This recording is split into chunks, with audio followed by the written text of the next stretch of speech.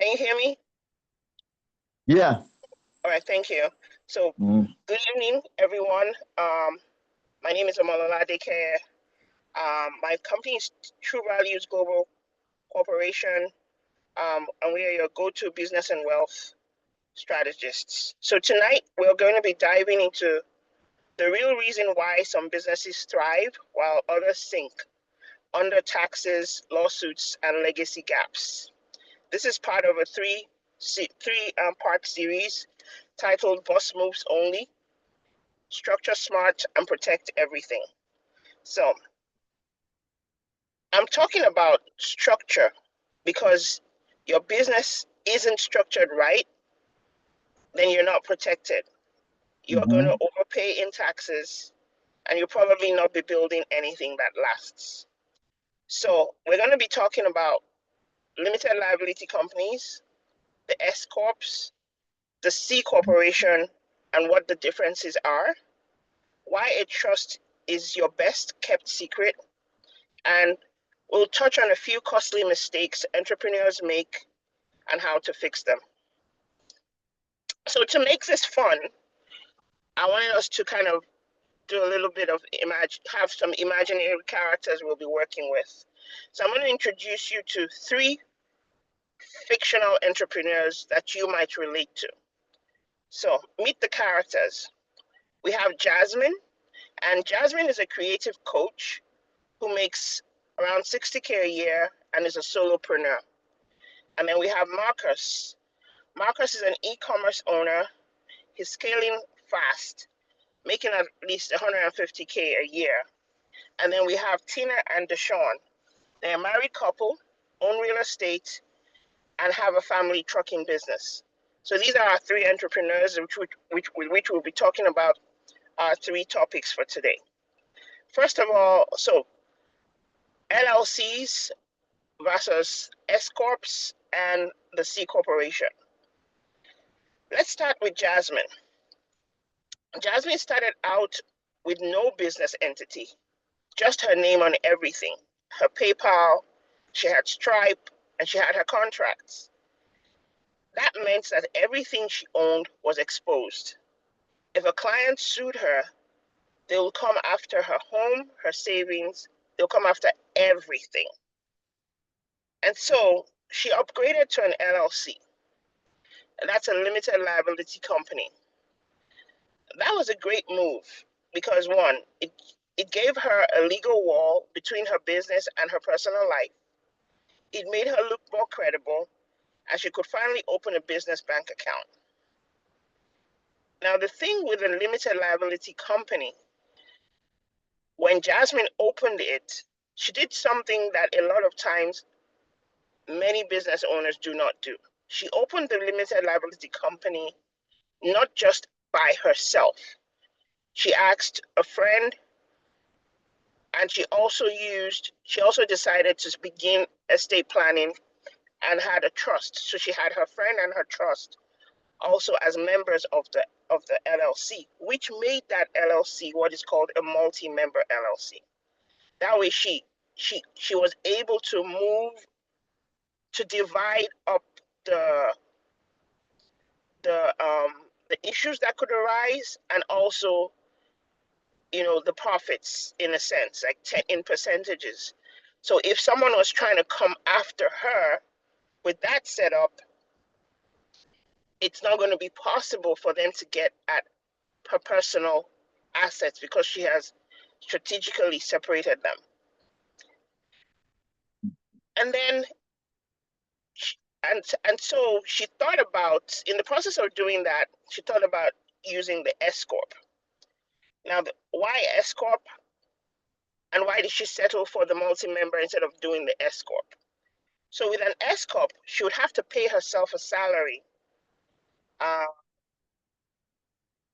and take the rest as dividends. But she was looking at the future, how when she was growing, if she grew more than she was right now, having the S corp might become a tricky issue because then her tax bracket will increase and also increase, the taxes she'd have to pay. But keeping it as a multi-member LLC allowed her to not to have to pay herself tax, take a payroll, so she could take what is called an owner's draw instead. Okay, so we're now going to talk about Marcus. If you remember, I said Marcus is an e-commerce owner. He's scaling fast, and he's making about 150K a year.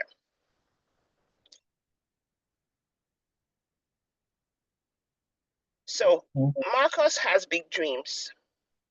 He's building a brand he wants to scale, fund, and eventually exit. So instead of choosing the LLC or the S Corp, like most small business owners would do, Marcus went bold and formed a C Corp.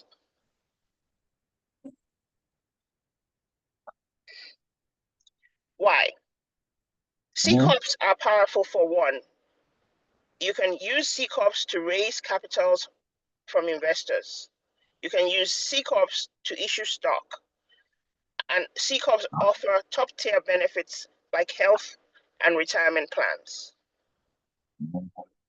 But here's the thing. Most people hesitate to form C Corps because there's this belief that they get taxed twice, correct? Once on the profits and then again on what shareholders receive as dividends. But Marcus had a plan, a wealth strategy. So instead of owning the C Corp personally, Marcus made his family trust the sole shareholder. This means the dividends flow directly to the trust and not Marcus personally. So he's avoiding personal income, taxes on those dividends, and then he's giving himself the flexibility in how and when distributions are made. But he did not stop there. Marcus also set up a managerial LLC wholly owned by the corporation. This LLC runs day-to-day operations and generates service revenue. Marcus and his team are paid with the LLC, not the C Corp, and there is no W-2 or dividends needed there. Plus, since the trust owns the C Corp and the C Corp owns the LLC, he created a multi-entity structure where control stays in his family, income is earned and distributed strategically, and future stock sales. Hello, that's his exit strategy, right? So the future stock sales can now be planned for capital gains treatment and not ordinary income. So while most people are scared of the C Corp's double tax trap, Marcus, he's playing the chess and not checkers. He's building a legacy on purpose with protection. So I know you've heard me talk with talking about the LLCs and the S Corp and the C Corp.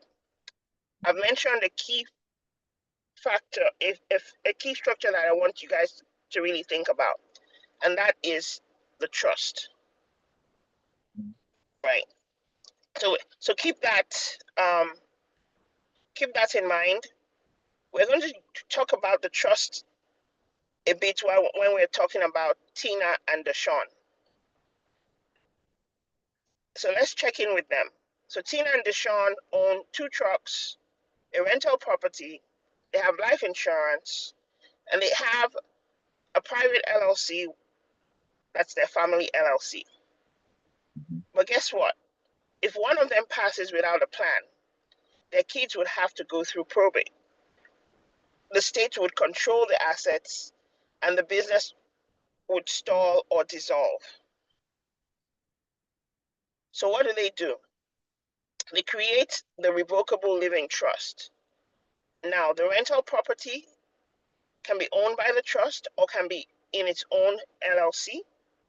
Their business ownership is transferred into the trust, and they've named a guardian and trustee for their children. So they avoid probate, save time, and preserve their family privacy.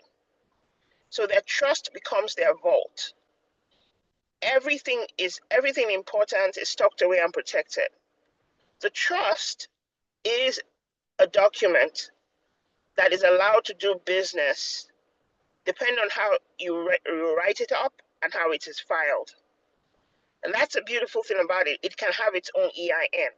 There are several types of trust though, but the most basic kind that I honestly encourage everyone to think about starting is the revocable living trust.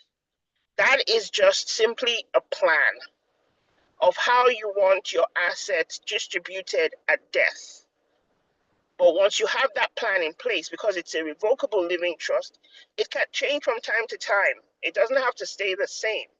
And because it can have its own EIN, it can stand as you in different other places. Now, as I said, it's the basic foundation for trusts.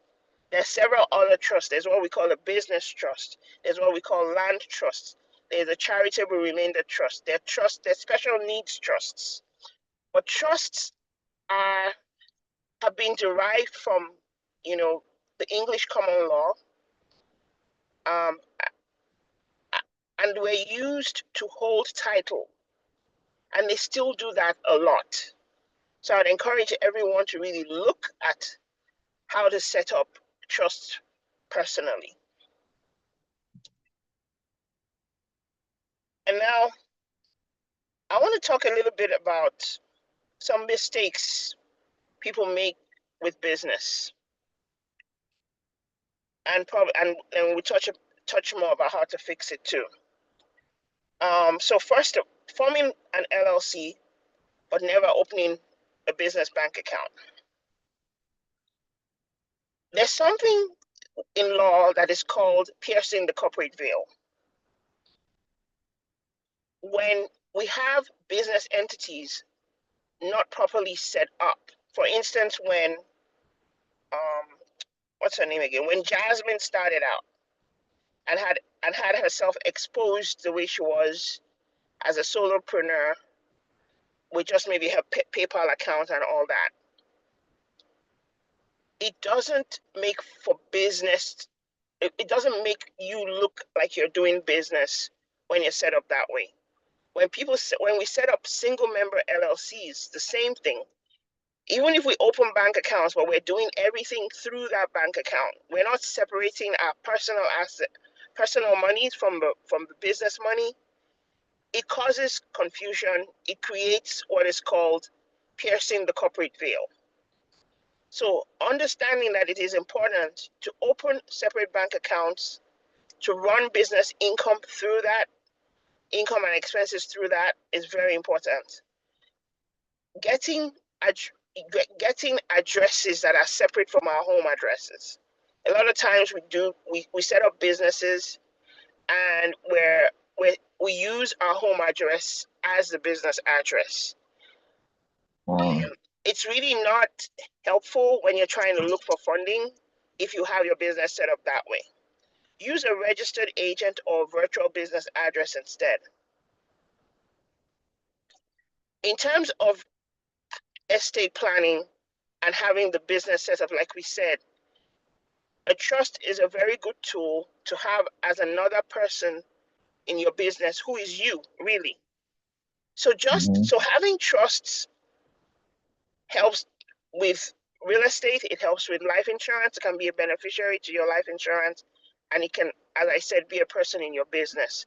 So a lot of times people say, oh, I have a will, that's enough. No, that's not enough. A will still goes to probates. It's slow and can become expensive. Another error people make, or we make a lot when we start business, is to run it under our personal name. There's no protection, there's no credibility, you can't get access to real funding. Form an LLC. Let's look into understanding how to form these entities and map out a plan. That would be the best thing to do. So I believe, for me, I look at starting a business as like building a house. You have to lay a foundation, and you have to make sure you have the right kind of concrete and all that to put in place. So these are the bits that we need to put together. And finally, as we're growing, we might need to add more entities, more to what we have. So it's not a question of forming one business and staying there. Many times we have to look at in order to understand our growth, we have to look at our numbers. So that means we have bookkeeping in place. We have, good relationships with a CPA, a, a business attorney or a business advisor, and an estate planner. Sometimes you have everything rolled in one. Sometimes no, but it's good to find folks that you are comfortable with, who can, sort of guide you in these processes. Because when one is growing, you have to be ready to add to what you're doing. For instance, I would use Jasmine. Um, if Jasmine had not kept, she lost a lot of money just working having her business as a solopreneur.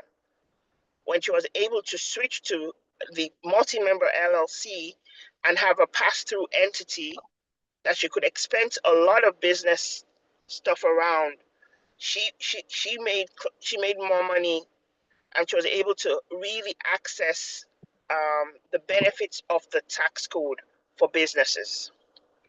So it's important to do a yearly structuring review, and don't just DIY things when it comes to business. There's no business that is not important enough for you to sit down and really talk with an expert on your business. I don't care whether what you do is baking cookies out of your home, if you're selling life insurance, you're doing you have real estate, or just anything, or you're just a speaker. Anything that you're doing that you're making extra money from has to be properly put in a place where that money is working for you.